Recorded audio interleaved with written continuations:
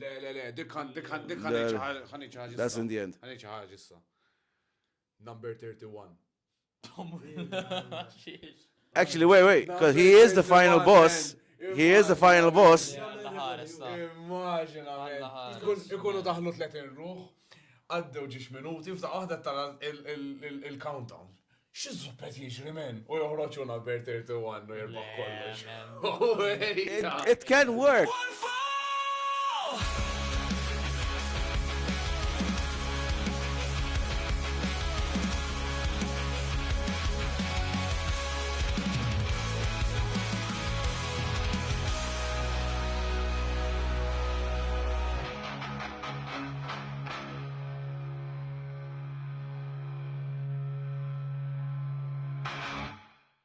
Xanna guys, jiena ħamez, għawnek għanna lil Kyle, Bradley u... The one and only.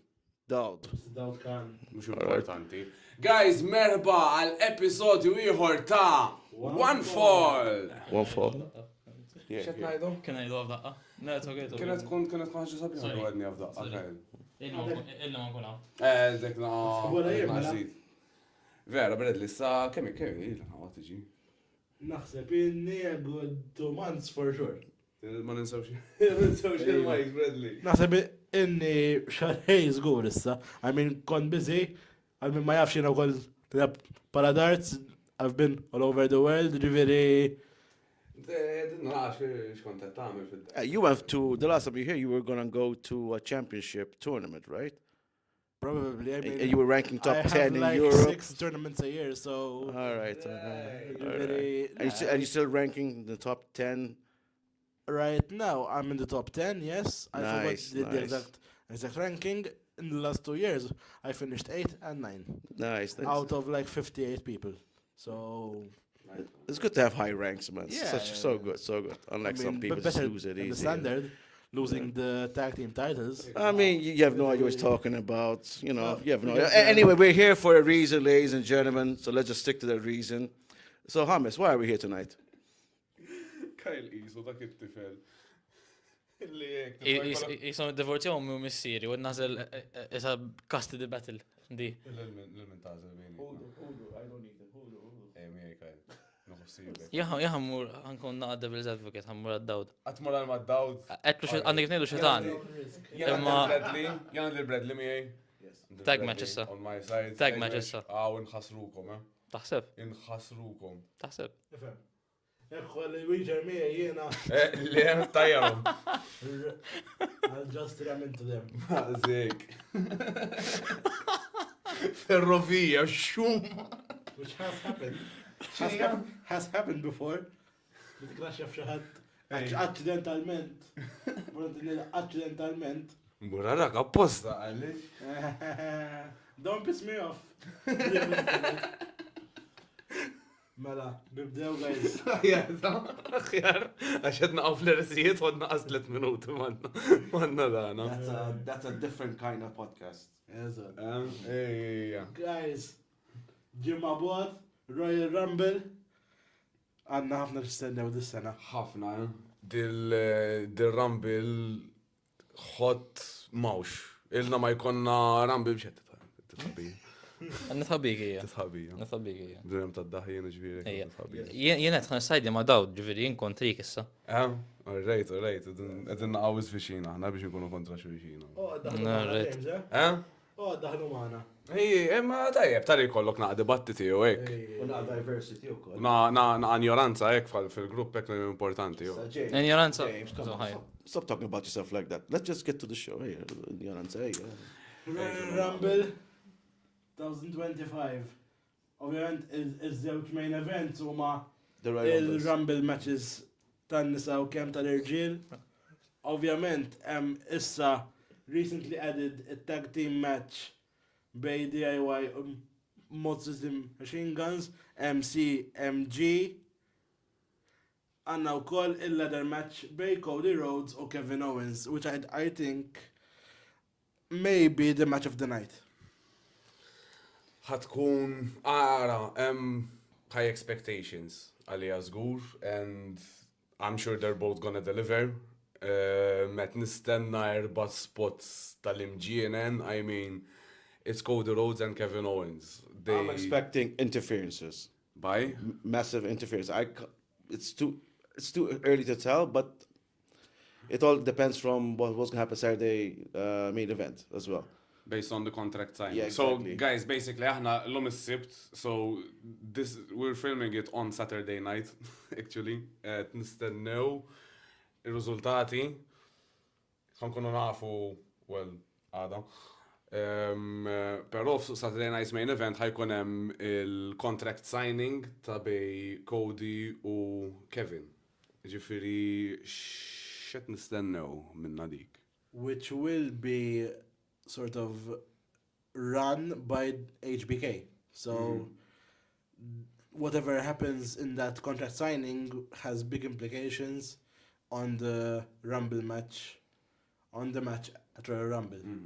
Ġifieri min jaf jinqara xi ħaġa u the heel Kevin Owens in this case, which Daw's a big fan of,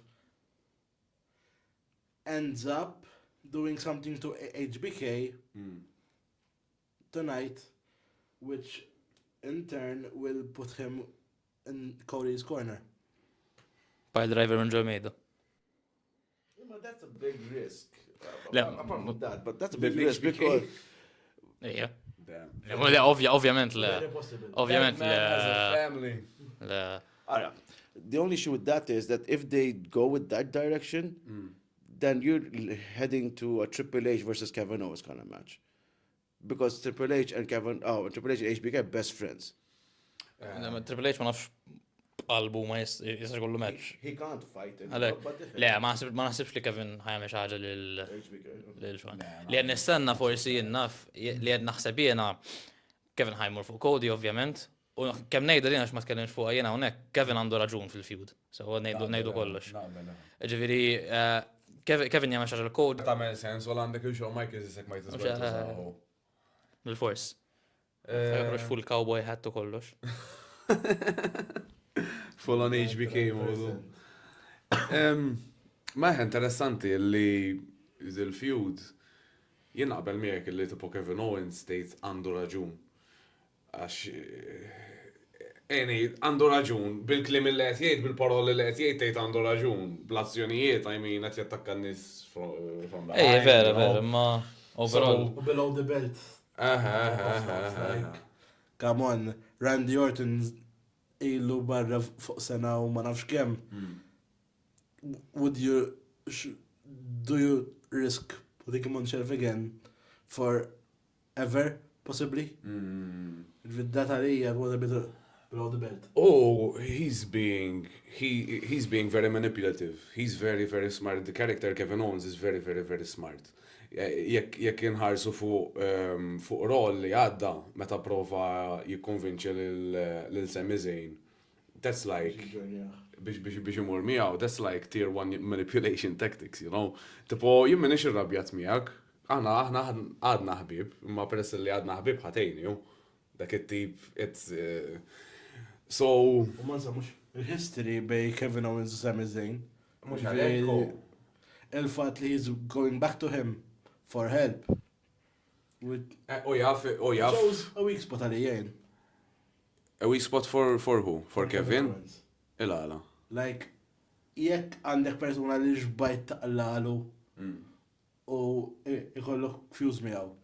Why on earth, biex ma jxkelmu oħra, would you go to him for help?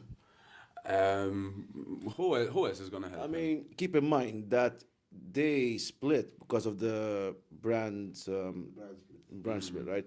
So when they lost the titles after winning it in Mania, they didn't really have a clash between them. So they're on good terms. They're on good terms. Exactly. Even though Kevin has now become extreme to what is the opposite of Sami. So he could ask him for help. Yes, he probably is. But the thing is that Sami is a good guy. He's not going to help him.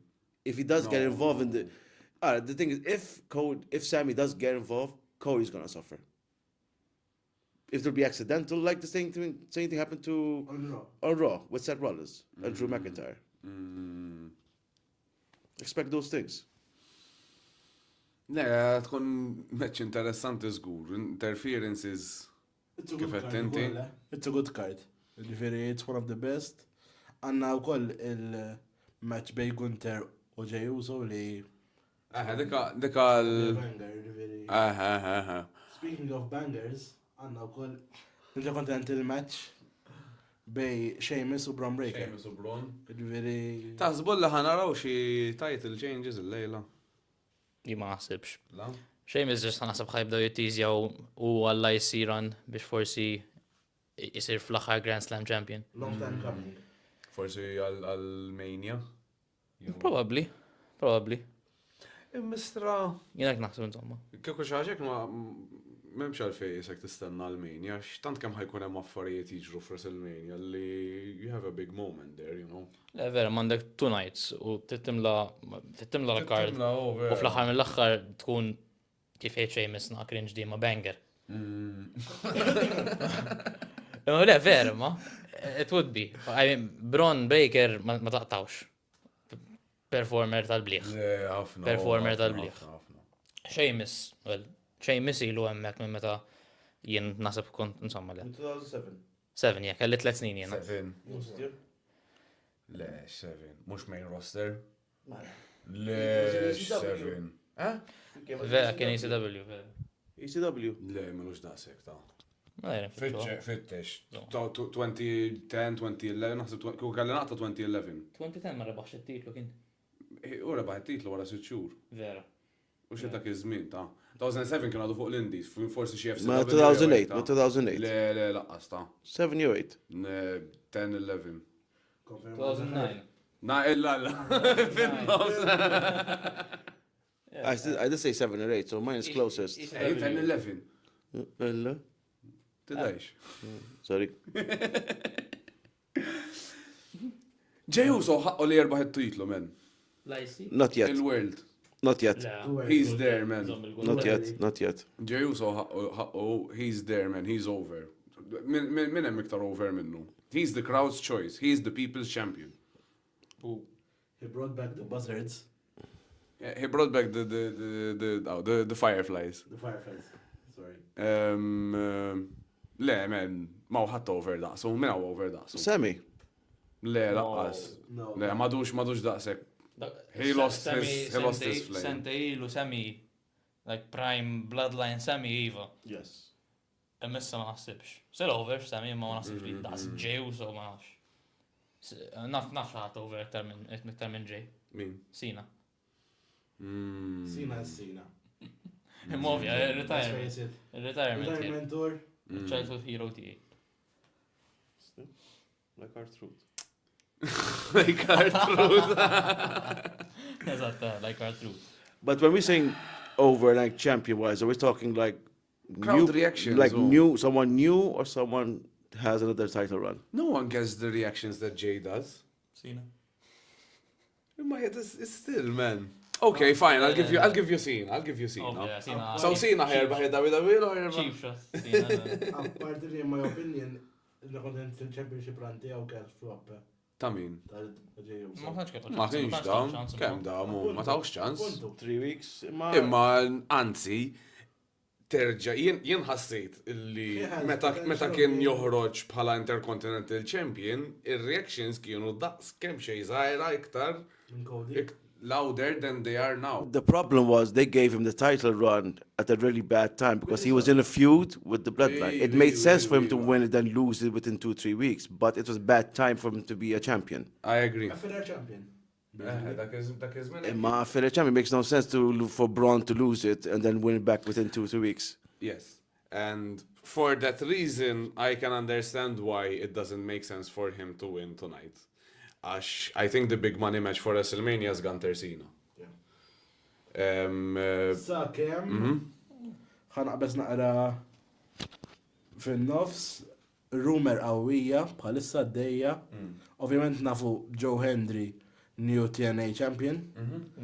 He's pushing for a match with John Cena.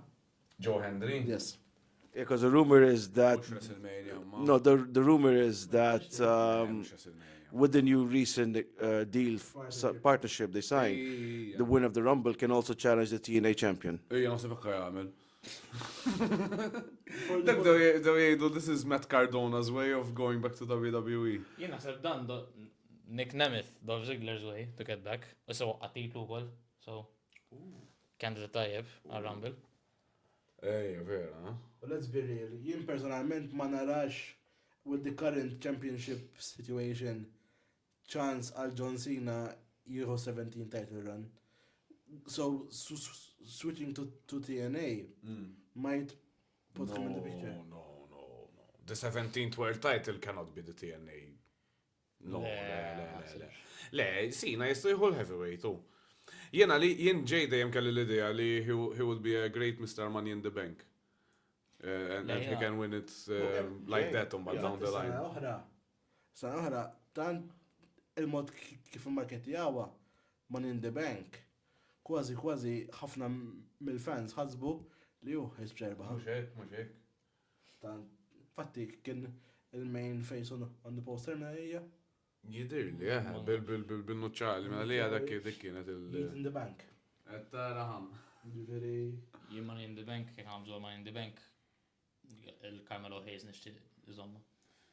Carmelo. Nemmen ikun tajjeb. Nemmen ikun dexxarlu Money in the Bank. Insomma dik baqa issa jmisser Rumble. Carmelo, I think it would be too soon to put a main title on him. That's kind of the point of Money in the Bank. Għamel Seth Rollins kienu fi żmien, mhux ngħid kaxi din WrestleMania, ma ran bija. Milkit, ran bija, jitla trick forsi, main roster. Tkun storja tajba, ma dik għad baqa. Baqanna, ma ideja tajba u koll. Jienek nixtieq ovvjament. But you say like when Trick comes, they feud or they become as they were before? Asnaf. Onestament, xi darba ħatasal għal feud xi darba. I mean, don't forget the same thing happened with Ciampa and Gargano. They were feuding, then became friends and main roster. Għalhekk qed ngħid would make sense either way. But they have there's legs for it for the feud. There's a story there. So it makes sense. Match oħra li I'm very looking forward to għal Summer's main event Beige Monstri, in my opinion, Braun Strowman, Jacob Fatu. If you said who else is there over? Fatu's over. Fatu's very much over. Very. He's been over since the first or second week he joined. Not Jey Uso over, but definitely. Da Jey Uso fanboy. Jena kif qalda fanboy. So, pero għamil Jacob Fatu fanboy as well. So, I'm very much looking forward to this match as well. I just want to see Breaker Fatu. Sheamus. That tease was, it made me realize that's a match I want to see. Daw kissa ġew fuq rola, Fatu u Tamatonga, jew se jersbal. Yeah.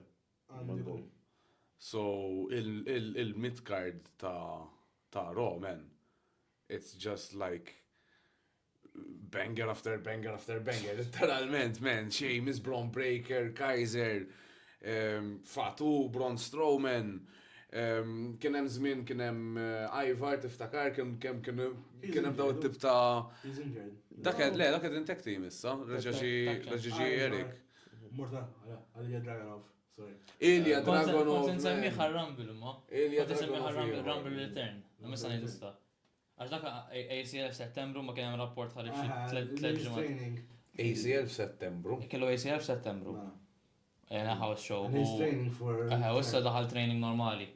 Dil-ġimgħa literalment. Ġej naħseb ħajkun nixtieq. Jekk int fanboy ta' Jey Uso jien fanboy ta' Ilja Dragunov. Minn NXT UK bellaħni kien. Kieku jidħol Ilja number one, no? Like number one entrant. Number one ta' sens kieku. Għalija, alright, he proved himself as a top contender, pero he won my mux laħan trust. He got me interested minn durajt il-match bejnu bej Sheamus, il-dark match, meta mort l-axħar Bash in Berlin. Bejn u bej Gunter, sorry. No. It was a freaking big seller. Main event. Rittajt banger u vera. It was. It was. Pero it proved li he's a main event star. Le, zgur. He's a top performer. And il-fatt li kellu ACL f'Settembru u diġa Le, dal-bliħ. Jalla, ovvjament ma nafx, ma jalla jekun vera, xin vera. Just vera mux fanboy tiegħu, ma vera jaffaxxinani. fanboy. Le, jien sina fanboy u punk. Fanboy. Mux bħalek. Naraw xejn il-lejla, sarna in-event, pero ovvja il-main event ta' dal-episodju hija Royal Rumble. Mela. Let's start. Mela, kieku intkom kelkom tażlu. Shall we get the elephant out of the room, start with the women's, and then go to the main event? Ija, rejt, ma lej kon ħansaqsi mistoqsija, jena diku. Just get out of the way. Because like, Right, let's not leave it for the last 5 minutes. Kontentaw, So biggest rumor and SmackDown kind of confirmed it. Charlotte. She's Rumor or spoiler? I mean, in my opinion, it could have If I- waited till the Rumble. exactly like they need to make it like an And like been going advertise on it. for ages. Like, ikollok xi big return, jew speculation li someone's gonna make a debut or return, and they did it last minute. Tafala Kif probabli ma. ġara? Tiġi nfittxu wahda. Spooner, fittex wahda. Jien spooner. Kif ġara bid-debut ta' Penta, my opinion. Even when he debuted, they announced that this was the worst kept secret. Iċċekja wahda jekaċ fadal ticket tal-bej ħarrambil. Baqa. Għalek mela. Il-biraħ semma. Mela għalek. Il-biraħ ġew tessitor, I mean, ġabur reklam, tickets out now. Mela għalek hi. Għadhom ma bijawx bizzejed biljetti u tafaw il-di biex jiprofaw bijaw ktar biljetti. Di għalek jamlu, għaw. Ma jkunx hemm biżejjed jew biljetti jew viewerships fil-kastapenta biex jkomplu jitallaw viewerships fuq Netflix wara tipo id-debut episode ta' Raw fuq Netflix. Diġa kellek il-hype fuq. Mbagħad next week fuq xi xinu l-hype. Penta u l-Intercontinental Women's title. So it kind of sucks for the fans, for the hardcore, ma fl-istess jintifhem għal xiex dana. Grazzi tal-għajnuna, spuna. Issa daħal li via gogo. Kemedin? Kemedin, selling fast jgħidli. Bissa ħata xarli tu. Komplu tkellmu. The thing is, like, I didn't like the fact that Penta was okay. It's Netflix and all that, but I felt like he should have debuted at the Rumble. Would have made more sense. So he can get that crowd reaction with other wrestlers, like like when there was that moment where Keith Lee had with Brock Lesnar a couple of years ago, and people were like buying into it, going into it, like yes, we want to see this match. Qed isemmi dik, kieku kelkom tażlu xi ħadd minn fuq NXT biex jidher fir-Rumble. Oba Fermi. U trick.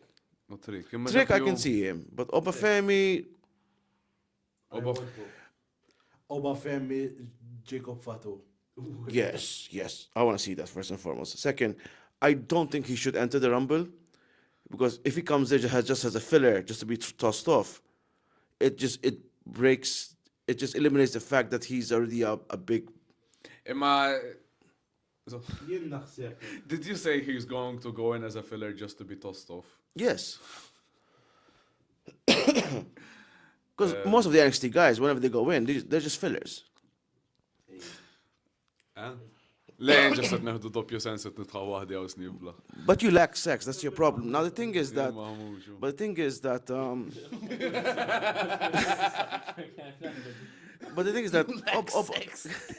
Oba Fermi, he's built. They build him in such a strong way. To put him in like that. Like he would have 8 people eliminate him at once, like a la Mark Henry, dak it-tip.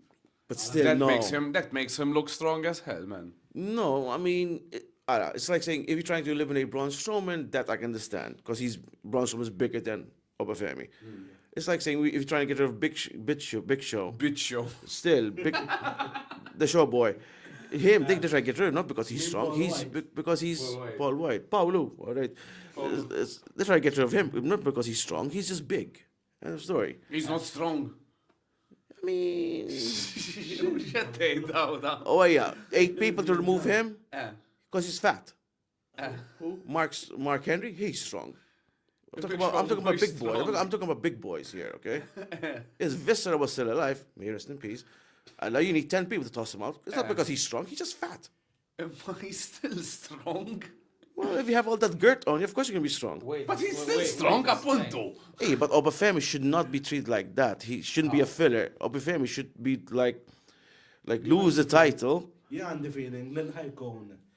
Tipo kif kien Damien Priest a few years back. ħajidħol jifqa' kull mem. Damien Priest, Baron Corbin. Because when Corbin eliminated... 2 years ago. Actually, don't forget, Corbin eliminated... no, he eliminated Strowman once. And then I think it was the last Rumble or Rumble 4, where Breaker did the same thing on his own. Yeah, Breaker eliminated the tall guy. What's his name? Almost, yeah. Xaħat li jitla ma' NXT żgur naħseb fil-Rumble fuq minn żgur insomma, Ethan Page. Ethan Page nixtieq naraħ main roster. U ba nafx jitlax għax NXT champion palissa, allura m'għandux raġuni għal xi jitla. Kemm darba ġrat, ġifieri it's very much possible. Speaking of Ethan Page. Speaking of Ethan Page. Nixtieq ukoll forsi anke brief niddiskutu the downfall of AEW, in my opinion. Of? AEW. That's been downfalling since day one. But much recently. Dal-aħħar gravi. Meta ma rrika Multiple people have been leaving. I mean, isem a huge rumor ukoll Royal Rumble, Aleister Black, Malachi Black, AEW. I guess it's Aleister. La tala, so. Ma tistax tgħid. I mean, Jivern tagħmel return tiegħu, Elido roba. True. Elido roba. Even Buddy Murphy is being linked as well. Around 3 or 4 names are running around. Yep. Keeping to the women's match. Vera, naqsam mejna xej fuq in-nisa ta. Well, back to the topic. Hey, Jerry Lawler. Well, so Charlotte, we said that, yeah, already. X'inhu? So the rumor is Charlotte, the Ginger. Big fan favorite. The Ginger. One of the greatest female wrestlers of all time. The Ginger. Becky Lynch. Say Becky Lynch. I forgot her name. The Ginger. Dude, when there blondes involved, I don't care. It's ginger, not blonde. No, Charlotte is blonde. Alright. Sorry. Becky, Asuka, she's rumored as well. Is a huge fan favorite to make a return ever since her husband returned, AJ Lee. Ma nasibx li tridi. Actually, she doesn't want to. Nixtieq għax dik iċ-childhood tiegħi, imma 2012, 2013. She turned you from a boy to a man, right? Did you see the special video? Kelly of her 8 and jew John 9. Cena by any chance? What? No. Inti għandek sex tapes laqas jizistu. X'rabbit hole tħalt fiha. That's another move that's been out there for some while. But anyway, let's not go there. Keep it PG. Għatu kif da, 10 minuti ilu. Forget it, man. Mux ħankunu So fuq those l-artik. 3 names, Ma topic. those 3 names, the blonde, the ginger, the Jap. Diċ, għuwa jirġajt li lu jgħataħħamen. So Britt Baker is one name you mentioned. Obviously, we're going to have at least 2 from TNA. Jordan Grace. Ever since her appearance on the debut of Raw on Netflix, Nikki Bella is being linked to the Rumble match. Or sometime to return. Għanda l-isem, għanda l-followers. Jalla tibqa l-bot. Anka Mandy Rose għandha l-followers. Ħattaġi balura. If that's the case, then they should try and sign, what's her name? The blonde one from NWA. I forgot her name. Camille, something like that. Blonde, big tits, bombshell, like, and she can wrestle. The girl, she can wrestle. Rekka, wara kollox, she can wrestle. The importance of out of the way, she can wrestle. Il-lallu daw, mintix taqqa minni. Min taħseb li jirbaħa, tirbaħa. Jien naħseb xaw Chelsea Green. I think there's only one winner for the Rumble, and that's Charlotte. Charlotte versus Tiffany, WrestleMania. What other big WrestleMania match could Tiffany be in? Becky. Mhix kbira daqs Tiffany Charlotte imma. Bat qasira, Becky. Becky qasira men. Charlotte twila. Charlotte Tiffany, Dowd's favorite match kick, better of the blondes. Battle of the Blondes. Yeah. Hey, I'm a That's a winner. good promotion, Mark, infatti. Probably I'll be the winner, I don't care. special guest referee. Dowd Khan. Le. I'll take all those ref bumps. Uh-huh. Le. Murara qed tisseparu minn. Kemm tuħu gost. Anyway. Devjaw, guys. Eh? Devjaw. Qed nżolqu fin-nixa at this point. No, but Min yeah, taħsbu minn that's actually a good question. Jena sib qabel miegħek Charlotte Flair, which sort of sucks in a way because in my opinion, personalment, nemmen li Charlotte Flair just because of the name, jew and partly of her name is being has been mhux ħażin has been promoted as mhux God's grace to wear tħa. Pero she's been given too much. I mean, she's like a 15-time champion. But she delivers. She delivers. No, That's the thing, she delivers. jien fl-opinjoni tiegħi il-match tagħha kontra Rhea Ripley, ostja. Il-match tagħha u Rhea. Fejn tidħol Rhea Ripley nibda nitħawad, bro. Fejn tidħol Rhea nibda nħawad. Tikkompetilu. Il-tqajna, aħna. I think that was the best women's match of all time.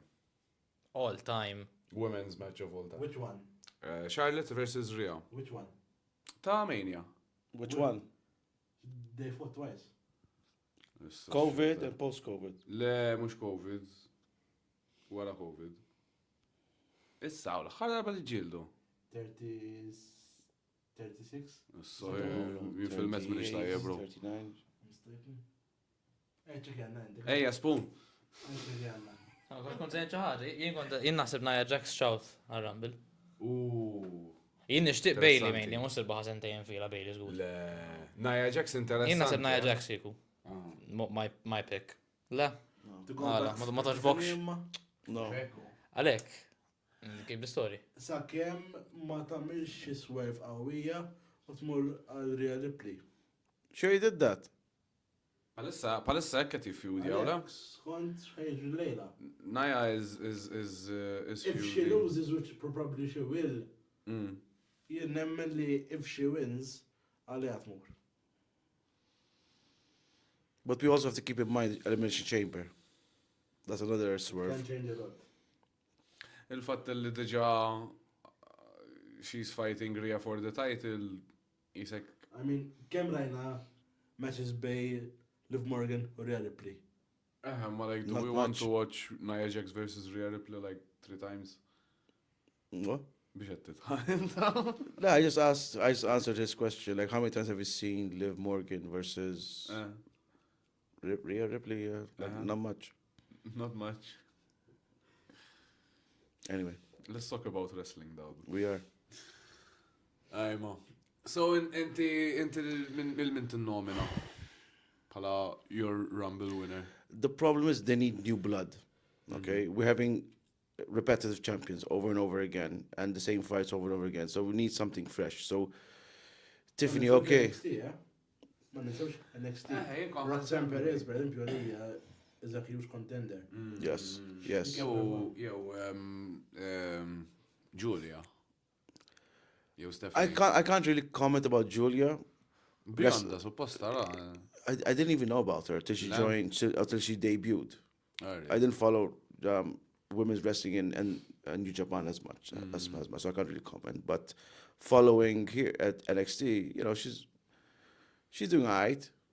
Ma ninsewx ukoll. Għet ħawadni, għaw mimxiet tittella.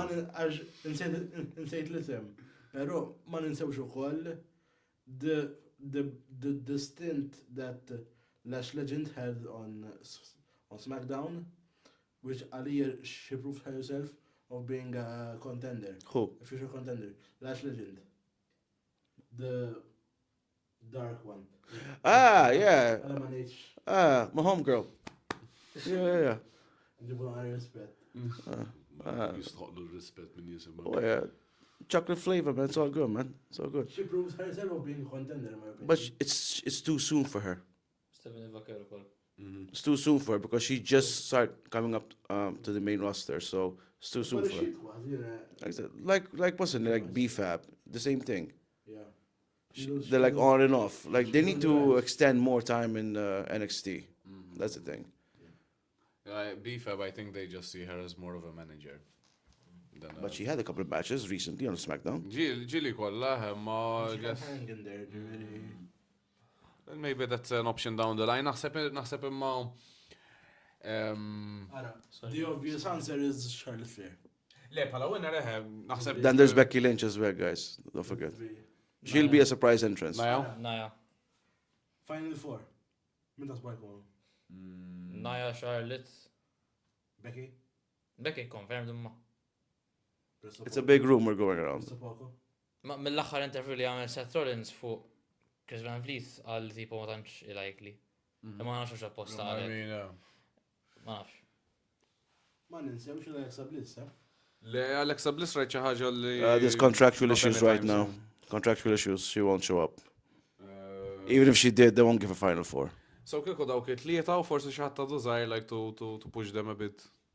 Tihom dik in-naqrab. Nejlek Chelsea Green u kol tkun Final Four. But they just dropped the title on her, so they won't give her that kind of push right now. No, sure, she's very over. Naħseb ili iktar mara over li hemm bħalissa fl-opinjoni tiegħi wara Tiffany. Who'll win? I don't know, because like I said, they need new blood into it. So I would like someone from either NXT to win it, who is over. Sherlock then. That would be good. Or something that's never been done before, someone from TNA. Could be, ma ħattat titfaħa fuq Jordan Grace kieku eżempju. Why not? I mean, last year she proved herself. Le, veru, ma narix ħaġa feasible li xaħati minn TNA jiġi WWE l-ewwel lejl. Ma nasib li hemm xi ħadd daqsa kbir ħlief Jordan Grace forsi li ħajġi WWE fid-debut tagħhom fir-Rumble ħatkun u jieħdu r-Rumble minn hemmhekk. That would be cool for her to be in the Final Four, eżempju. Final Four To give naħseb her the tajjeb. rub, but jien naħseb illi Charlotte, għax Charlotte u Tiffany, I think it's the money match for WrestleMania. Ejja morru dikka a few years back. Mill-classic divas, min tasbu li jagħmel appearance, like per esempio Mhux Mae Young żgur. fil-bidu li announcjaw il-Women's Rumble matches, kena ħafna bħal Tori Wilson, Mercedes Stacey Keibler ukoll. Honestly, I think they have enough in the roster. Nikki Bella. They have enough in the roster to live without nostalgia. In my opinion. No, I think one or two. Then Nikki Tri- Bella, I think it's a Then good, Trish. And Trish, vera, Trish ukoll. Li jew xelita. Ma kellha ran sena sentej ilu. Deġa, għamlu return fir-Rumble. Għamlu ran. Fejt nejtek jena, għax rajt il-meeting li saħi kollom għal-Royal Rumble. U t-misteri zbal, waħda minnom hija Mickey James. Mickey James. But she's TNA. So, Dirlix. Is she still active on TNA? Dakon WWE, misteri zbal. Legends contract? Probably. Then it's possible she might make an She appearance. might. But I still believe they need to. I mean, okay, they paved the way for the women wrestling and all that, but the companies need to move forward. They can't just live on nostalgia and stuff like that. For example, it can backfire. Like Hogan was a good example when they debuted on Netflix, but that's another reason. But Hogan ħaqqu. Completely different. but they need to live out. They did it when the first Rumble happened. Okay, I get that. Okay, getting the legends and all that. 2 years, 3 years, alright. Yes, I get that, but move out Now of it's it. too stacked Yeah. to do it. Especially now with partnership of TNA, and there are more independent wrestlers out there who every now and then get called up. I mean, at this point there, Isaac, you're always stealing kind of a spot from the... But at the same time, it adds to the match. It adds to the match, oh. What does it add? It's Oh a my God, moment. Tori Wilson came back to a Rumble match after 15 years being absent. Oh my God, look at her. She's still blonde and she can shake around. And she got tossed over. Like, what's the big deal about that? That's the name just came to my mind, okay? No, but seriously, what did we gain from that? A minute pop? Taking someone else's spot? I'm not talking Tori Wilson because I don't think Tori Wilson is a good example. Imma someone like Trish or Lita or min semmejn iktar Mickey James jew Nikki Bella. Trish u Lita, imma. If nothing, it's good. It's a good pop, and it will get good social media numbers, and it will get good attention on the product from people who otherwise would probably not have seen anything to do with the Rumble. Ma Trish u Lita l-argument tiegħi li sentej issilu, ġa għamluha. Ġewlura fil-Rumble. Ġewlura fil-Rumble. Le, għal Trish u Lita specifically. Ġewlura fil-Rumble, kellhom run bit-titles ma' Becky u kollox u xux fatta kellhom storja sħiħa u telqu. Ma nasibx li huma tnej ħajr, nasib huma tnej barra mill-mistoqsija. His example of AJ Lee would be more ideal because AJ Lee would be a huge moment, and Number 30 jżommu għal xi ħadd imma fir-roster bħalissa li potenzjalment. forse mux number 30, ma it's a good spot. But if you think about it, number 30 would make sense. Later on. Number 30 does make sense. Number 30 would be. Mid-20s. Mid-20s makes sense. I think. for a return like that. Naqbel. Kif kien, per eżempju, Mr. Zbal l-għana 2019 laqqas 18. Meta ħarġet number 30, Trish Stratus. That was a huge pop. It's a big moment, and wrestling in general, it's all about big moments. And the Rumble, especially, it's all about these kind of big moments. Jien naħseb l-iktar waħda li tagħmel sens hija Nikki Bella just for the added exposure alone. Għax hemm ħafna nies li ma jarawx wrestling that are fans of Nikki Bella from her TV shows. So, għall-inqas hemmhekk għandek ċans biex tassorbi portion żgħira forsi minn dik l-udjenza. Alright, so your pick. Top, who do you think who's gonna win it? Charlotte Flair. Charlotte Flair? Nia Jax. I don't know. I honestly don't know. Just pick a name, though. Charlotte. Charlotte, tajjeb, tkellimna fuq nisa. Alright. Bisejjed. Moving on. I mean, hemm it-tag team title match illi I mean m'għandi l-ebda dubju illi ħatkun match tajba, banger. Però like that's it, ktibha bil-Malti, banger. Ingilterra. Bangers and mash. Però like in terms of hype, I'm really not for this match. Nah. Oh, vera. I mean, it's okay. I would look forward to it just to see the in-ring Attributes. match, you know. In terms of storyline or... Il-kard titim li għabxie mod, pero jien nemmen li it was more fit for a main event of SmackDown. Imma fatti ben il-fatt li WWE Tag Team Championship match inti stess tgħid edha hemm ġest biex timla l-kard. I think there's something wrong with the people who are, or with the storyline surrounding the title, or with the people who are in the title scene. Insomma, ma naqbilx ma'kom. Ta' SmackDown nemmen li għandu ħafna premise. Jena, aktar minn Raw. Raw ġastifawhom fuq il-Viking Raiders, jisimhom? War Raiders. Long time coming. Long li ħaqqhom, imma ġastifawha fuqhom u m'hemmx storja magħhom. Tipo, SmackDown hemm storja mat-titles.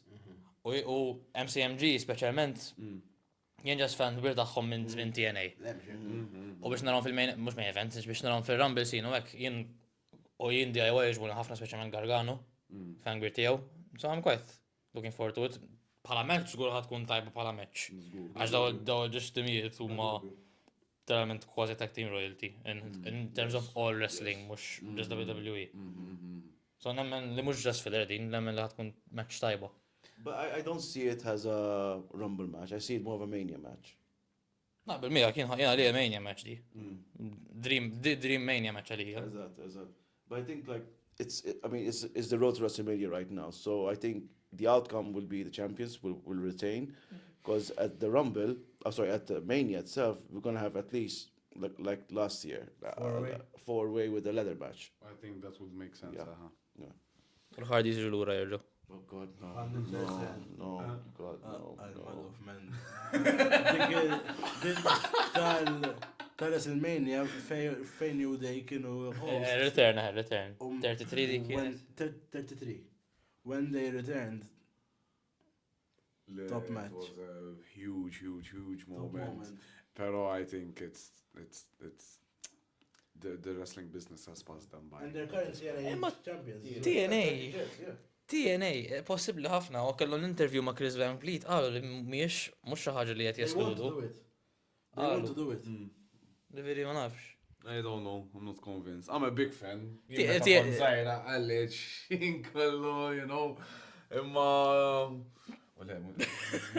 Le, mux dak il-mod qed ngħidlek jiena. Madonna. Ma... Kemm għandhom issa minn 50? Le, Jeff naf li għadu perform, Jeff naf li għadu hemmhekk. Matt Hardy. Madonna, Matt Cardona kien ħejjed moħħi. Kont sejn Matt Cardona misbal. Matt anke jekk taraħ fl-interview ta' ma' Chris Van Vliet hekk kienet. Hekk. Bla xi ġest għandu damage qed jilħaq miegħu issa. All this bullshit wrestling is fake. It takes a toll on you, man. Across the years, it takes a toll on you. Sorry, daqsek wala. Le, for sure. U specialment il-mod kif the way those two work. Dak is-swanton bombs. Minn fuq the leathers as well. Too much. Jien sena jenni uħat tolti għaw wrestling fuqi. What will happen is like probably at Mania the Hardys will be involved for sure, but they won't go over. They won't win, obviously. But there's a rumor going around right now on the internet that it's Hardys versus Machine. Motor Machine. Yeah. So that's because that has not happened yet. Yeah, but that should have happened like 10 years ago. Dik TNA Dream, għax imbagħad. Past versus present. Prime TNA. I mean, it-nejn li huma pass, fil-verità. Għalhekk kont sejn li huma past. Għaxem sejn ġilhom żmien issa. The Motor City, they deserve to be. They're still on top of their game, man. No. So, if we're going to mention one more, I want to mention one more team from TNA, the Wolves. I think that's the name, Wolves. Eddie. They were like the American Pit Bulls. They were like MVP's soldiers at one point, bodyguards. All right. Okay, nafhom. Interessanti dal-podcast, Kajlu. Those guys, we put them in a tag team mix as well. That would be good as well, because they were good as well. Ifhem illum il-ġurnata tech teams kemm trid hemm roster is stacked. I mean, jien l-unika tech team li ġieni f'moħħi Street Profits, man. Like, how are these guys not the champions, man? How are these guys not been pushed to the moon, man? Jien naħseb minn mindu they were linked with Bobby Lashley. It was their downfall. Oh, x'ismu Montez, kemm ilu ma jaqta' promo? Xhur twal. Oh. Qas niftakar l-aħħar darba laqta promo. Like, x'qed nagħmlu, man? Għandek wieħed mill-aqwa promos in the business, man. Qiegħed hemm just the thing is, use him. Street Profits, they're aight, okay? Nothing wow for me, to be honest. No, they need to split them. They need to split them, okay? They need to split them. Montez needs to go solo. Not necessarily. Don't forget, Montez, when he had the one-on-one with Romans, they were going in that direction for him. Because Dawkins was injured. Then he comes back quicker than he had to. Montez has everything to be a single star. Pero I don't think they've reached the full potential with them as a tag team. Kellhom tag team title run, Qabel. I think, yeah. Imma Mux with the current championship. not with the current championship, but ma nafx, forsi dik li rridu jagħmlu ġust jisplitjawh. Imma You know what will happen, eh? Montez will stay and Dawkins will get rid of him. għax dik Or put him in NXT. Imma Dawkins tajjeb ukoll, man. I think he can still pull it off, man. It's a dark horse. Scotty Black? He's a dark Don't horse. Don't go there. I'm just man. asking. Don't go there, man. I'm just asking. Don't go. Just, Anyway. who's winning the tag team title match? DIY. DIY. DIY. Yeah, No, wait, it's at the too Rumble? early. It's too early for them to lose it. Motor City. La, DIY doesn't make sense for them to lose the At the titles Rumble, already. Motor City. Yeah, Motors did not sense. Vera. I retract. Mhm. Well, I disagree. Wait and see. Huh? Wait and see. We will. What about the men's Royal Rumble match? Okay, now we get into it. So, who's gonna be entrant number 1? Cena. Yeah. Taħseb? Cena 28. Yeah. Lejl aħħar. He's coming in with his army haircut, so hey, we all know what that means. You don't Jalla, go jalla, from vera not jalla. wrestling full. Kemm ilu ma jkun full-time wrestler issa? 5 snin, 7 snin? Mux Talk seba. about one match right now. Kemm ilu ma jkun full-time wrestler? 5 snin? 5 snin. Full-time wrestler. You're not gonna go from not wrestling full-time for 5 years to competing in an hour-long Rumble match, man. You need to build yourself up to that, man. Le, vera, ma. Did it. Kont senajt. Kien beda mill-bidu? 2020, u ġilura 2021, 22 meta rebaħa mill-bidu, from number 1 or 2. From Istra. I mean, not one. Vera bla sens. Vera bla sens. Ma imma one or two. xort it-tejt inti Għamel sena. f-21 sena. Għamel sena. Imma, I mean, Xorta, actually, it's a bit Miss Money, don't discredit Cena. but, Cena, but don't freak of forget, nature. like, Cena, he's a freelancer within the company. I He's not think exactly it's- off. He's not exactly on. He's freelance. La jenet nejlek like from a Jilna- conditioning point of Late view. entry. It's alright. It's being rumored li he's one of the top contenders there baħa. Pero jekk jiġri jekk, jien naħseb li l-aħħar ħajkun. Pero għal-raġuni li il-US Championship match li kellu ma' Austin Theory, it showed his age, in my opinion. But then again, they had to make Austin look good in that match. So No, probably Austin made Cena look good. Austin carried the match. Number 1, it's a spot you give to an up-and-comer to really push them. So, Ilya would be perfect. Ilja, for jek the ġilura face. number 1. Mid-20s is a good spot for Cena, I think. Cena ma neċir baħamma. La? La, naħsib. Min ħajrbaħa? it's a tough direction. Mela, għarrejt, feħa marru. Meħa kon number 2. Number 2, number 1, vera bla sens, men. Vera bla sens, etnej l-istess ħaġa. Who's number 3? Let's go top 2 dream entrants. Dak is-sena l-oħra kienet u kien hemm Jimmy u Jey Uso. Hemm Hemm xi ħaġa simili jekk tista' tagħmel is-sena. bloodline terġa. Kevin Owens u Sami Zayn, ma Kevin Owens għandu l-oħra, ma No. Solo and Roman Reigns. Le, mux wannu tuta. Too soon. Rock Roman Reigns. Le, dik ħan iċħaġ That's in the end. ħan iċħaġ issa. Number 31. Actually, wait, because he is the final boss. He is the final boss. Immaġina, ikunu daħlu 30 ruħ, għaddew ġiex minuti, u f'ta' waħda tara il-countdown. X'żuppet jiġri men? U joħroġ number 31 u jirbaħ kollox. It can work. Kontra xi ħaġa. There was a leak online of 31 entrants. Which I think it was fake, but That would be insane, man. Le, it would be shit, mux insane. Actually, no, if you think about it, it does make sense because he's implementing his final boss powers. Exactly, Le, man. It fimtkom, goes along ġas with the ġas gimmick. vera ma man. rridix, għaxin ma rridux il-rock, neħi le. Xej? Le, man. Zero. U issa, iktar issa xinħareċ fid-debut ta' Netflix as corporate rock. X'kien il-punt? Jek ħajkun hemm final boss. Anka NXT iktar kważi. You need to wait to go along the ride that The Rock is taking you. But let's face it. Teħ ċans. I actually agree with him. Teħ ċans, man. Le, man. The pop would be huge. Le, ma rridx li ħaġa tiġi għal Toħloq- pop, sira ta' sens ukoll. From an audience point of view, the pop would be huge. U toħloq kontroversja, man. Kif era reaction? Plus, imagine the heat he'll get. Imagine the heat he'll get. Ija, man. Imagine the meltdown. This is legit heel heat, man. Irrelevanti jekkunx 31 jew 30 entrants. If he makes an appearance, huge pop. Ejwa, zguru. Jien naħseb jekk jagħmel di ta' 31, it would get insane heat on him. Don't sense mara. Alek! Le.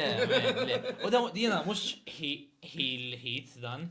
Dan ġas literalment ma rridux. Go away heat. Literalment ma rridx narak. Mux ġas reaction minn għandi, ġas vera dajjaqni.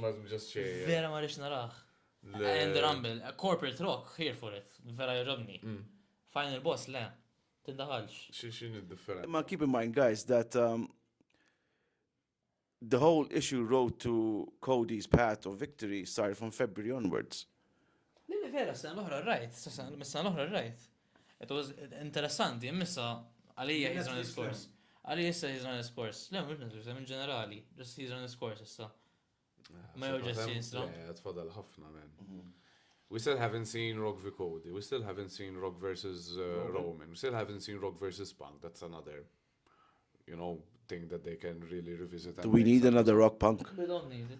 We've seen it twice already. There's a story there, no? There's legit hatred there. Okay, I get it. I mean, it's already concluded in the ring, so we I don't see mean, that. Fair enough. Rock versus Seth. Why? To continue their rivalry from the On paper sounds good, but the direction's already heading different areas now.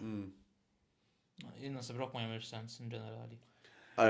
Rock Cena, Rock Roman, and Rock Cody. Those are the only three options for him. Roxina ma tantx nara tagħmel sens għall-istess raġuni għal xi Rock Punk forsi ma tantx. Rubber match. Tagħmel sens. Rubber match. Mhux anke Rock Punk. Jew 2-0. Jew 2-0. 2-0. Allura Cena, Rock, one each. all right. SummerSlam. That's big money. FM, we can always have Rock Roman WrestleMania prior to the main event. Prior to the main event. Co-main event. That doesn't work. That's cope. Does. Co-main event, there's only one main event. Unless it's The last match night is the one. main event. The last match is the main event. There's no. Then night one. They're not gonna go for night one. Roman Reigns is not. They can political, Imma vera, jina Rumble nasib Roman ħajrba saħna, jina nasib Roman jirbaħ Rumble. Għal-kontra. Għal-kontra Cody. So WrestleMania xħajġri? What's the big Jien naħseb Roman Cody. Again, 3. Rubber match. Le, vera ma narajx. ċat inti? Rubber match. Xirri? Roman won the first one. Cody won the second one. Now the decider. Xin il-kalmu? Rubber. Alright, sorry, just more this. Gomma. Le, Le, Roman naħsibx Cody could be. Yo, triple threat. That I heard a rumor. Roman, Cody u Rock. Cody, Rock, and Roman. Rock, vera ma rridux, man. Hemm ħafna ħjar, hemm ħafna iktar. Le, vera ma rridux, man. Nipreferi nara Kevin fija. He pulls in the audience, what do you mean? Aliyah, his final boss gimmick is one of, if not his best work. Yes. So I'm all for Le, vera, messa f'opinjoni fotti għax ħareġ janna il-Cody, ħareġ NXT, semma Mama Rose, imma mux kif xirrid nisemmi ħahna. Oj, issa mbagħad Ma nafx. Imma għalija għom lit sens. Yeah, I agree with him completely. Like because of Netflix, he went to that to that corporate thing, right? Like instead, like okay, I'm a good guy here. Like his heel work of last year had to be continuous, but it's not that case now. Because even when he came out towards the end of the pay-per-view, what was it with the final? Survivors, jew Bad Blood. Bad Blood. Ħalli xekka xej. Darba ġejt episodju hawnhekk għandi. Għax semmejta kont. Le, naqbel, jien naħseb il-problema jisu ma jafx jaqbad jgħam, ma jafx jekk se jiġi WrestleMania jew le, jien kont smajt xi ħaġa illi ma jridx jieħu sen WrestleMania ħabba John Cena, like to not steal from his spotlight. So jista' jkun illi għal dis-sena WrestleMania he's gonna give it a miss. Jalla. So jafalek ħareġek. Jista' But WrestleMania's 2 nights. Jien naqbel ma'kom illi tipo he should have kept to his gimmick because that's what made him so great recently. That's why people want to see him. They want to see more of that gimmick, not Dwayne Johnson. So hemmhekk naqbel ma'kom. Dis-sena ma naħsibx illi ħajder at all. Nixtieq ħafna jekk jagħmlu di ta' number 31. I think it would be really cool. Però naħseb Cody versus Randy. Lemmek machine. Ma Kevin Randy Orton ġeġi. appearance would get a huge pop as well. Għal WrestleMania tgħid. Rumble to Mania. Ma nafx kif il-storyline wise kif tista' tagħmel sens in a way Kien ġara bej Edge Randy Orton. Nemmen jena li ħajjemxu. Li Randy makes an appearance in... Insomma, that makes sense. X'inhija? Li Cody kun entrant. Fil-Rumble? Jew inkella li Randy Orton jidħol qablu u jagħmel entry Cody Rhodes. Ma why would Cody enter the Rumble? It has happened before. As the champion? Charlie Flair għamleta kienet. She entered the Rumble as the champion? Champion kun parti minn Rumble. Charlie Flair kienet daħlet fil-Rumble. As a champion. Yes. Doesn't make sense. SmackDown champion kienet. Alright. To compete for the Raw Championship. Alright. I don't really see it making much sense. In storyline wise, Kevin attacked Randy. Jew ma jkunx an official entrant, ma jfottih b'xi mod. Min? Cody Randy. But why would Cody do that to Randy? Random, tipo memx, there's no... Like Cody's a good guy right now. Out of nowhere. It needs to make sense, ma xorta. Mania match. Jien naħseb għal-Mania imorru Cody, Roman, Kevin, triple threat. Jiena. Dak naħseb. Taqqat l-istorja, tlet naħta l-istorja taqqatom f'daqqa.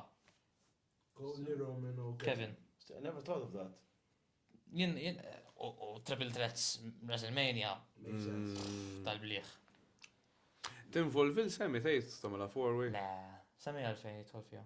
Għax issa ħajidħol fl-istorja ta' Kevin. Ma naħseb, could be, jista' jkun. Fil-four WrestleMania ma d-dejan jiex jkun main event. Naħseb I didn't consider this before, ma storyline wise naħseb this l-iktar li ta' Ovvio, taqqat l-istorja fl-aħħar mill-aħħar. U dik nemmen li morru b'Kevin b'xi mod jew ieħor. Għax għandu he's over. Naħseb at this point iktar grudge match bej Kevin u Sami ġejja. Like non-title match. Issa We can't waste that match, man. If you're going to put that match in May, you got to put a title into that. You have to. Għax mbagħad ninsew. Il-wing deal, jekk iżommuh, mod musa jkollha WWE Champion. Wara l-leather match musa jżommuh. What do we need it? Ma nifżonnu. I hate too many titles in a promotion. I really do. No, that makes sense. They make no sense. They make no sense. Yeah. AEW has actually 20 titles and barely have a show. But they lose their meaning. Exactly. The meaning of 24/7 championship, for example. That's like that's a Mas, novelty act. Pointless they could do that title again. R-Truth will win it every time. Jinkun fan tal-hardcore championship, F mill-attitude era, it was an attraction in itself, kind of. Palissa Travis Scott, il-hardcore champion, ġiviri. Travis Scott. Għajtu ħarġ bi-hardcore championship ġdida. ħarġ pjaġa oħra. U koll. Ovvijament għajnek jemmek morru int. Xobida junkie. Xej. Għallek junkie, sorry. Mux l-ewel darba. Jek xaħat jifem fil-junkies ħajkun inti dawt. Ma anyway. Who is your winner for the Rumble? We can't go there yet, dude. There's so much to talk about. We're ruling out Seth's issues. We're ruling out LA Knight as well. Shinsuke Okola, he's been declared for the Rumble. For example, like we've been focusing so much on the Roman issues and Cody's issues and who's going to face him. We're not talking about who's going to face Gunther. Mux Cena għedna? Elimination Chamber, probably. Jena like nejt Cena ma jirbaħiex u nejt li Cena jirbaħ Chamber. That's how it needs to be. Jena naħseb. Ovvja, jisa jmorru bil-kontra. Could be, imma. Jien naħseb kon ġasa mejt għawek, imma Cena they need to tell the story of Shawn Michaels, meta kienet jiprofa iġib dik il-match kontra Taker, illi tiprofa, ok, ħanprof mill-Rumble, ma jenexxilix. ħanara binta pa' Chamber, ħanara kif. Eżatt. Naħseb at this point you need to show that kind of desperation because it's his last ever Rumble. Ma nemminix. Lejn naħseb iva. Cena meta ħaġa dejjem bżamm magħha sissa. Naħseb jekk qal u l-build-up kollu din hija retirement year tiegħu naħseb ħajżomm magħha. We'll see about FM, that's why he said is the 2025 is his retirement year. That's the tour. So he's going to go from January 1st to the last day.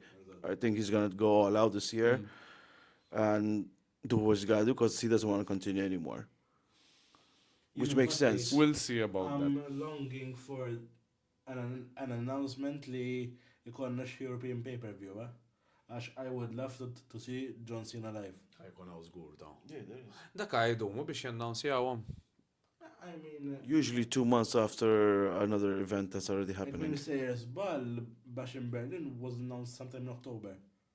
Għala wissu ta' wara. Okay. So like 10 months in advance. If you just go on www.com and look at their event schedule, they'll show you. Ejja, spoon. No. All right, so we're agreeing as a unison that the winner of the Rumble will face Cody and the winner of the Elimination Chamber will be facing Gunther. Makes sense. Given the fact that I don't think Cena's gonna win the Rumble. Okay. And Cena's gonna face Gunther, yes.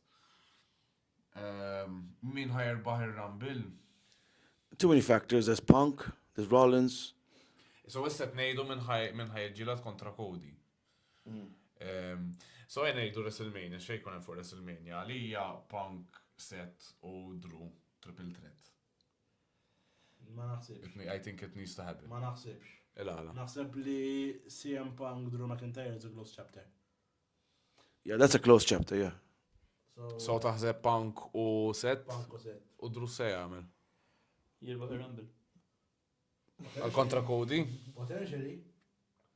I loved Drew's run in 2020, yeah. But he was a good boy. Now he's a bad boy. Not like Diddy. Walla ħares. Jesus. In my humble opinion, id-darbtej li kien in a huge Mania match. Għamġara fil-Rumble biex bitċammat kill Mania match in an empty arena. Biex umbat last year ikollu il-Heavyweight Championship match jirbaħa u ikollu Jiġi kaxtinon. Kashtinon. He deserves a proper run. Or at least he deserves a proper Mania match. Because the moment Night 2 started and you got Rollins versus Drew, I think we can all agree, we all knew he's going to get cashed in, whoever wins this match. Correct? Well, yeah, it was pretty much So expected. like Night 2 of last year of Mania, when Rollins and Drew happened, like automatically I knew that whoever wins is going to get cashed in on. Fair enough, yeah. Jien naħseb li John Cena ħarba ħad-sena. Taħseb? Yes. U għal-kontra Gunter? Gunter. Cena Cody doesn't make sense, in my opinion. Le, there's the money match is To be Cena very Gunter. honest, ma narax il-Cody champion in Mania. Going into Mania. Taħseb ħajitlef fil-Rumble? It goes back to what I said last time, Kevin winning the... I agree with you. Jien nemmen li tonight might be a good opportunity to get it off of him. Rumble, you mean? Le, sena in event main event. li jitlifa kontra KO. That's at the Rumble, imma. Tonight Le, is le, the contract contract signing. signing. Naqbel. I think Actually- Kevin is on a hot streak Kif kien ġralu John Cena? and Cody isn't. 17 it was. 17 meta rebaħ WWE Championship kontra AJ Styles. It would be that type of moment għal KO li jirbaħ kontra Cody Rhodes. Jo kif għamil AJ Styles, AJ Styles, bada rebħa titlu fu Jinder Mahal, going into Survivor Series to face Brock Lesnar. But you know what? He brings up another theory like that. If Cena were to win the Rumble, right? If you think about how you stack up Elimination Chamber, you got Roman, you got Punk, you got Seth, you got all these names we're talking about. money names. Big money names, exactly. So you can have that. And then, let's say Rock doesn't come in the Rumble at all. Final boss moment would be perfect. So you got Cody as a champion. You got, let's say, Roman wins the chamber. And Mr. Final Boss says, oh, by the way, I'm also in the main event with you guys. You know. That's such a cool character, man. But if you think about it, Damin ġeweti, ma jżabbab xitħol fl-axħar. watch your language. Jew inkella, I'll go back to a story li semmejna iktar il-bidu li the host of WrestleMania comes out u flok one-on-one match ida wara triple threat u jiddaħħal final boss. No, I can't see that happening. Let me tell you why. But The- there's no build-up. exactly. There's no build-up The one. money's in the build-up. Unless there's a massive tease. Because don't forget, how they hyped up last year's main event was a 3-month build-up. Movie. Exactly. So people were into it. Because everyone knew that... Cinematic, yeah. Exactly. People knew that night one, Cody and Seth were going to lose. They knew that means the tribal match is going to happen this night two. So the build-up was there for a good couple of months. They can't just bring Rock up literally last minute. Jiena predictions tiegħi, għax sejna predictions issa. Tlaqna. Predictions tiegħi. Nemmen a Rumble Roman jirbaħ u challenger Cody. Issa mbagħad dakinhar ta' Rumble stess. Cody retains heel turn. Għanna bżon Homelander Cody. Yes, I agree. I 100%. Heel turn tamil sens, ħajja l xiex. Roman huwa face palissa. Sawa, Kevin huwa heel, imma he can easily turn face, għax tipo għedi ġustifika l nifsu, kollu. Cody heel turn tamil sens għalija, u nixtieq nara heel, onestament. Għax pala face naqa boring pala champion. But if you take The that fans, mix, though. you can have Roman face versus Kevin Owens heel. Meta jemmen the one. You can walk. Le, jien naħseb, le, Iva. Cody jitħol fl-equation bil-force Cody. I mean, alright. Cody il-gluta bejnietom palissa, għax Kevin u Roman għandhom il-history tagħhom. Jien nemmen Roman jirbaħ il-Rumble. Cody retains heel turn, jew jekk Kevin jirbaħ jista' jkun ma ħsibx, imma jekk Kevin jirbaħ heel turn xorta Cody. Mbagħad building up to Mania, nemmen Cena jirbaħ il-Chamber, jew Cena jew forsi someone from Seth or Drew, jew Cena jew Drew naħseb jirbaħ il-Chamber. They go on to Gunter, u Drew Gunter tkun match tal-bliħ kieku. U nemmen mbagħad b'xi mod tidħol think WrestleMania 30 build up Daniel Bryan ma rebaħx ir-Rumble, Batista rebaħa, imma baqa għax kien over mill-fans, il-build up u daħal fiha. Jien forsi nista' nagħmel xi ħaġa simili fejn jien naf Kevin ikollu match kontra xi ħadd ieħor, jekk jirbaħ dak il-lejl stess afterwards jidħol triple threat. Pal Coffee Mania. Bħal Kofi Mania, jew Kevin ikollu bżonn xi qualifying biex jidħol fil-match. Jiena Kevin naħseb. imma. Kevin. Skont min, That skont needs to min. be someone who's like super over again, like a Kevin. Jey Uso level over.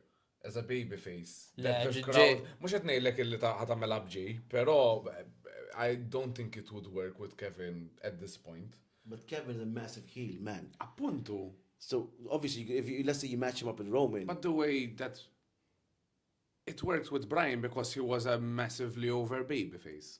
Le, ma Kevin is over in ġenerali. In-nies jissajdjaw ħafna minnhom, hemm ħafna nies jissajdjaw miegħu diġà. So immaġina he justifies his way, he turns face, befriends Sammy again. U he's a big baby. Issi big baby. Kevin Owens is a big baby face mill-ewwel. Jekk irid bħalissa.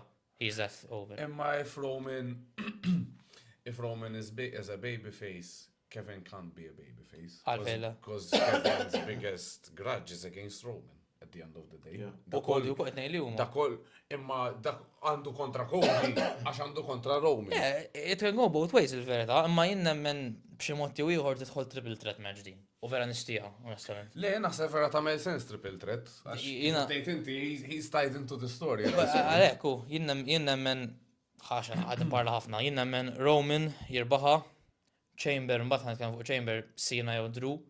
Main event WrestleMania għal WWE Championship ħatkun nemmen Cody Roman Kevin. Nemmen tkun l-ikbar. Naħseb, ovvjament, opinjoni. Issa ħafna nitkellem. Jek joġbuk. Jien diffiċli biex nażel winner għal-Rumble.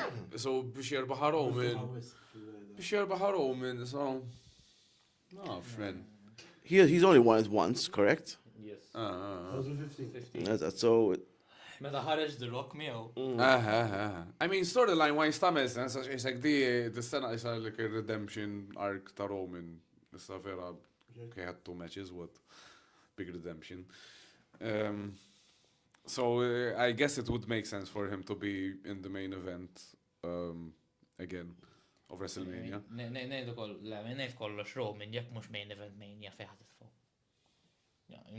Le, jekk mus ġiret kontra Cody, għax Roman versus Rock. Jekk mus tagħmel dik mela itfgħu ma' Cody. I mean, mus teġ titfgħu ma' Solo jew hekk. What about the bloodline? Tama u Jacob fatu għal-Mania ġifieri.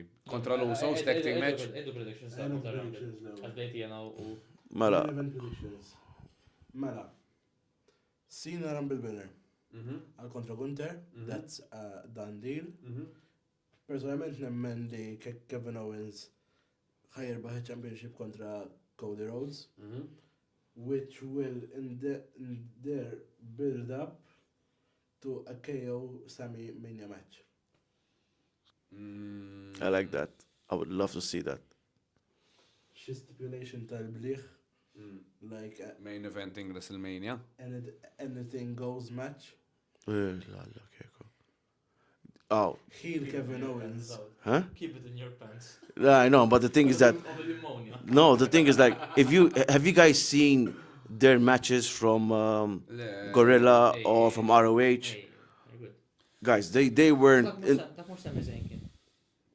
El-ġeneriku. No, mama. If you see the level of work of back then and now they've advanced that level, can you imagine what they can There's do? potential of a huge match. Yeah, like do you guys remember that? Sorry, James. Remember that pay-per-view at Breaking Point was it where they that the match against each other? That match they had stole the show. Like għandhom in-ring chemistry bejnietom, like, tal-bliħ. Vera, tqabbelhom ma' eżempju jiena narhom vera simili ta' Kevin Steen u l-ġeneriku. Vera simili ta' Mid-vojt. Kompli, sorry.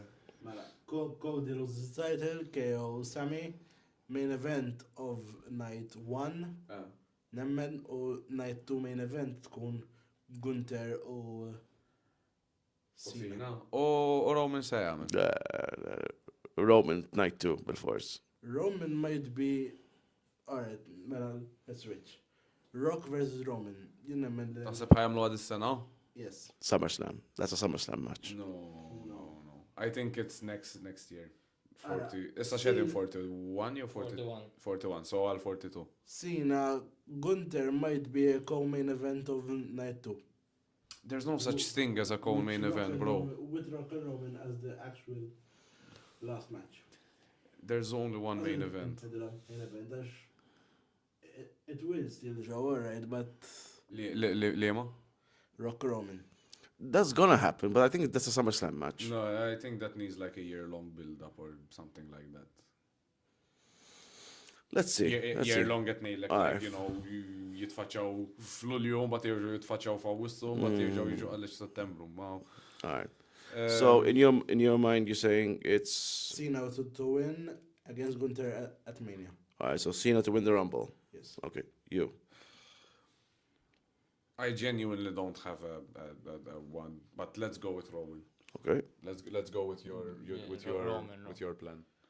There are too many names to pick, but I believe because of what's happening with storylines, Roman to win.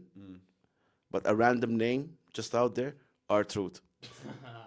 R-Truth versus Cody. Yeah, versus his hero John Cena. X'moħħu għadu champion John Cena. Like knowing R-Truth, he would win the Rumble, then show up at Elimination Chamber. Like, what am I doing here? I'm waiting for R-Truth to do like a funny spot like in the women's match, dak fil-Rumble ma kienx għamel biss tal-lun u minnu għamel tag. L-aħħar Rumble, nistenni jagħmel xi ħaġa. Oh, he'll do something for sure. But he needs a good run as well, man, with a good solo title. No. Tkun tajba kieku jaħseb lumberjack match. Just jiġi eliminatu, jibqa' barra, jeliminatu xi ħadd daħlu ġewwa jerġa'. Daħlu ġewwa u jiddu l-marring hekk waħdu. With R-Truth, you can never guess what's gonna happen.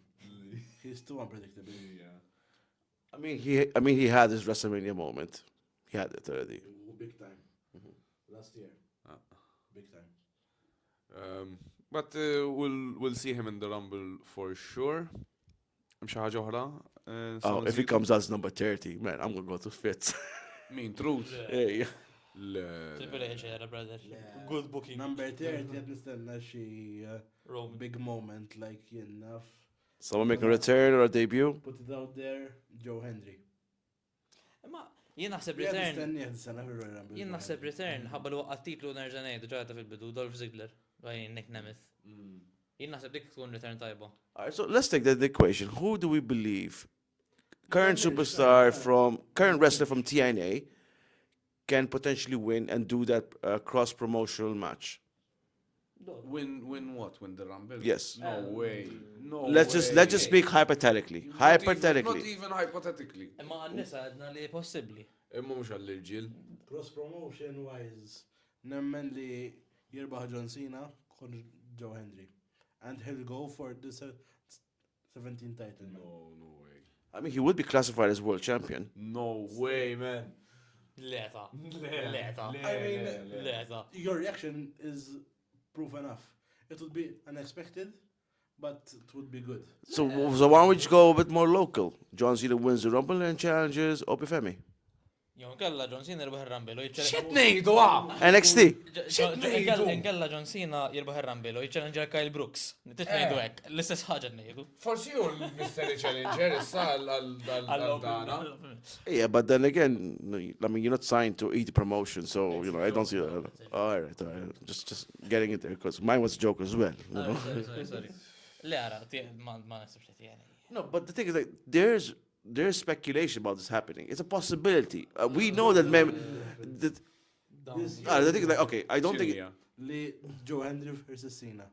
I don't rule that out. Imma mhux qed WrestleMania, man.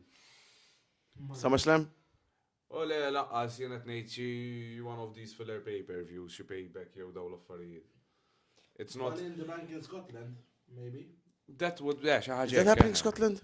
No. All right. No. Ma hekk kieku kellhom jagħmlu xi ħaġa hekk u mbagħad eħed hekk tagħmel sens. With Joe Hendry being Scottish. Mbagħad tipo the crowd, who's the crowd gonna cheer though? Both. Both. I want both. For some people. Not for me, but it's a good match to watch. Inti naf x'inhu dream match tiegħek. Għadek ma tafx. Ma rridx inkun naf. Charlotte Tiffany. No comment. Għala jiena, personalment, persuna li vera nixtieq nara jagħmel return, Matt Cardona. That would be cool, eh? As Zack Ryder. With the build. Le, mhux as Zack Ryder. Le, mhux as Zack Ryder, vera. Always ready. As Matt Cardona. In that case, you need a proper build-up because people are not gonna know who Matt Cardona is. Lex ma jafux, le, he's all over the place, literalment. But then again, would he come back to Ismani, hemm differenza bej l-IWC. Le, he said. Hemm differenza bej l-IWC u the broader wrestling audience. With the broader wrestling Le, audience. ma eżempju, kellu match fuq TNA ma Joe Hendry. ċoj ħajkollu issa, għamana appearance fuq TNA. Dal-istess għal Joe Hendry, the mainstream fans, they're not gonna know who he is. Lex ma jafux. He's popular amongst the internet wrestling fans. Le, manka NXT der, kellu ran NXT zaħra. There's a difference between NXT and the main roster. Ejja, vera, ma Joe Hendry, sma, t-diska tijaw. Jien li għetnejlek u għalli you would need to introduce him. Illi mux just surprise appearances, boom, here he is. Matt Cardona ma, eżempju, ma le, naħseb Matt Cardona ma nbilx, naħseb he's known. Na, issa sew, speċjalment ħabba Chelsea. Imma dik aħna nafu għax. Imma Matt Cardona, imma jett kullimkien, literalment TNA, AEW. Imma eżempju l-penta, biex ġabu l-penta, għamlu dik il-bilda paliex. Matt Cardona. Le, ma l-istess raġuni, għax casual wrestling fans musa jkunu jafu minnu da, jek ġust titfaw hemm. Issa vera l-penta just a few packages work, imma l-inqas b'new naqra hype. Through that hype, it got people talking. Through that, forsi xi ħadd seta' tipo jsir jaf bih. Jien naħseb il-showstopper jirġemel jien ngħid Dolph jekk taħt Nick Nemeth l-isem Jamela, ma jennaħseb għadu kif waqqat titlu issa, timing perfett. Waqqat titlu. Emma l-fej. Right interview, milux, on nżejt minn kien presenter, ma Nick Nemeth qal li he wasn't really all for it, il-partnership. Mux wasn't all for it. He wasn't over the moon li... Ej, ovvja, għax fuq. Ġifiri, ma naħsibx li...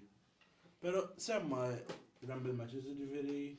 Le, jenna jillek jgħamil appearance, u jek jgħamil appearance, jek ħat mandu, jek kem xaħat li mandux bżon build-up, u xħaj, uwa Dolph. Le, naqbel. Jenna jillek jgħamil appearance. Imma ġenna Dolph dil-mid-card li t-nejdu minn Dolph versus Ilya.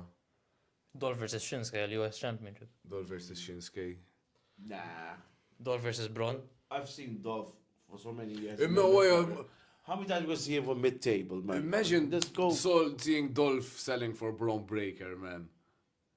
He would make Braun look even more... Already done. NXT. Vera? Illa. Dolph can NXT champion. I need to look that up. I need to watch that. Okay. Vera, għatmarajta. I need to watch that. Two incredible matches. One was a triple threat, Uh-huh. where Braun lost it. Uh-huh. And then the rematch Dolph Champo Breaker, man. as that. And then the rematch, Braun won it off Dolph. This is when he did the spear Okay. on him. Oh my god. Alright, I need to watch that Oh shit. my god, that spear. Oh my god. Okay, so... Vera, kenna ħafna xinejdu. Aħna il-predictions kulħadd ħareġ bihom. You're all going to be held to that now. Roman, Cena. Roman. Jekk. WrestleMania is a whole other story. Eżempju, jena, one of the main matches li rixtieq nara hija Penta Rey Mysterio. No, it's not a Mania match. Is it not? No. It's to Luchadors. But it's not a Mania match. I mean, I've seen him Lucha Underground. They did a great job together, but it's not a Mania match. Because Penta is very versatile. Ray is very limited to what he used to do. Ormai is, he's almost 50, I believe. Ray? I think he's in his 50s at this point. That's that. Ġifiri, ormai kam baqalu. Forsi sentej? Jekk sentej? Ġifiri, now's the time to do it, but Isa. Le, ma I think it needs to happen sometime, eventually. Even in the minds of the casuals. Think of the casuals now. I'd rather see Dragon Lee and Penta than Ray Penta, to be honest. That's an interesting match as well. That's a whole other episode, I mean. Yes, vera. Hemm ħafna nistgħu ngħidu. Random. Dominic Mysterio wins the Rumble. No, Le. just no. Oh yeah, imagine Liv Morgan helping, being saved, and just helps others people get tossed. Distracts with her titties, you know. Tallu l-majk. More over. Bradley, ejdulom na thank you l-sponsors. Mela, ovvjament, grazzi dejjem il-Connecti Club tal-post stupend li għanna.